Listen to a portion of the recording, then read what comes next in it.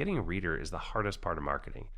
You got to grab that first person to take a chance on you. And once they like your first book, they'll probably read everything that you have, assuming they're all fairly similar genres. So that's why I say don't genre hop either, is what they say, right? But many readers won't take a chance with a new author if you only have one book out. So I knew I needed to get several books out, and a trilogy sounds great. So I finished the first book, then immediately started on the second and the third. Now, if I were smart, I'd put 15 books out in that series, but I wanted to write other things. I'm not writing to replace an income. I'm writing because I enjoy telling stories. Now, don't get me wrong, I would love to sell enough that I could retire, but that's a long way off. And as you saw in episode 5, my wife would like me to sell enough that she doesn't have to wear swimsuits with them on there. But for my first release, I shopped it to dozens of agents with zero positive responses. They say this is typical. You need to submit to hundreds of agents. Now, that just sounds absurd to me, and so I stopped doing it.